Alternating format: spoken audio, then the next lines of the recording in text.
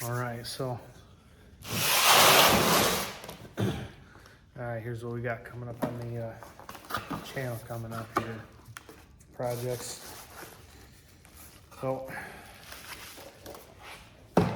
we cut the core support out of the S10 and then cut it out. We modified it. Bought a new overflow catch can. Picked this one off Amazon. It was like 25 bucks or so. Came with the rubber hose. Did notice, make sure you check your stuff. No, it's not there. Right there. That's a piece of cardboard in there. So always check your stuff. That's why. I picked that up. This is Evil Energy. When I have it in the video, I'll go ahead and post it. Come with the clamps. I'm not gonna pull it out, but it came with clamps, the hose, like 25 bucks. And you can't beat it. So we got that. And bought 25 feet of a positive battery cable because we're going to be moving our battery box on the S10. So what I got hit with down at Green's drag strip, which, gotta be careful how I word this. I should have a, for the insurance down there, I should have an AGM battery if my battery is exposed.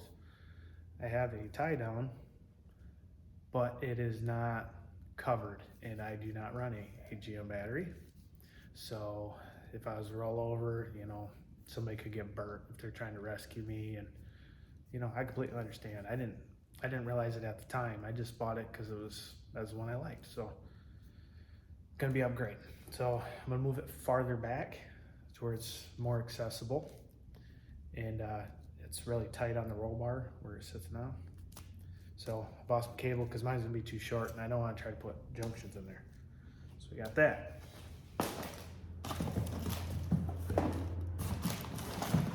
And I want to put a bigger battery in the S10.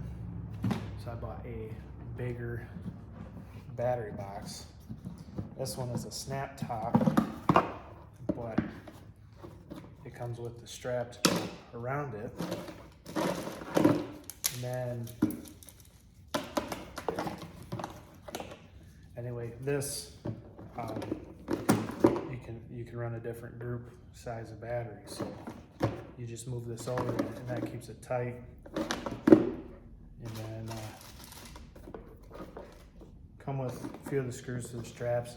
This one was kind of cheap. I thought it'd be a little bit better, but I'm still gonna have to screw it down somehow. But we're covered. Got that. I have a Tool Tuesday coming up here. I bought a cheap battery cable crimper because I always use my vise. And then, matter of fact, so on these, I always put them in my vise when I crimp them, and then I run a bolt, little tiny like machine screw in the middle, and then when I crank it down in the vise, it actually crimps it on there. Hoping this will be a little bit better. I think this was like 15 bucks. And then I got one that was for all different gauges.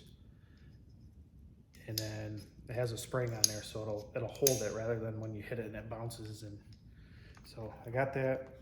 I bought a pack of cable ends, because I always need cable ends.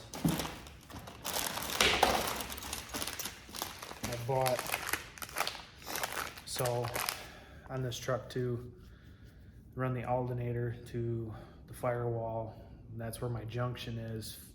So I run the battery from the existing battery.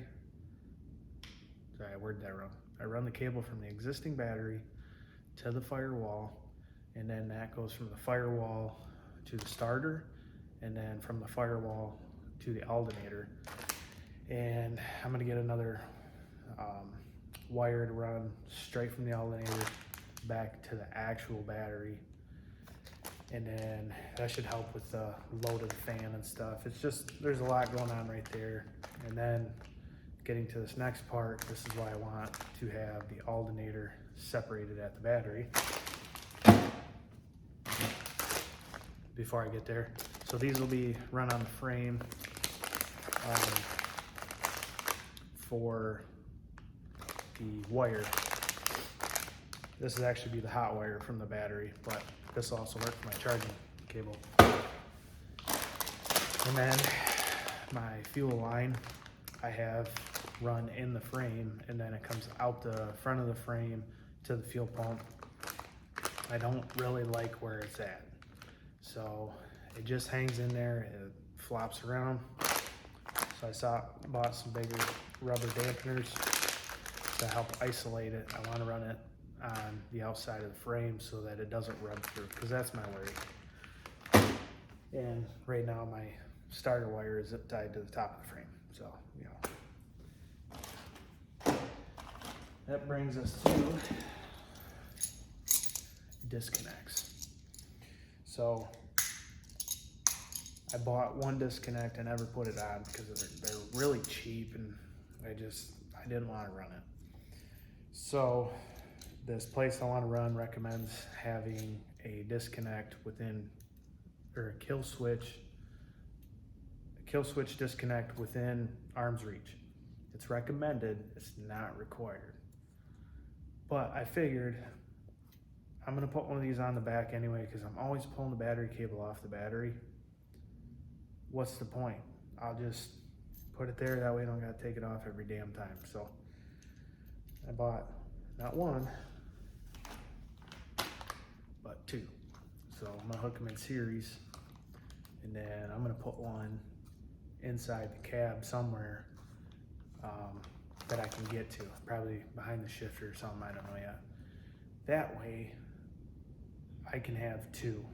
So if I ever get to a place that asks about it, yes, I got it right here. So that's where my alternator ties in to the battery. And then I want to try to isolate it right there.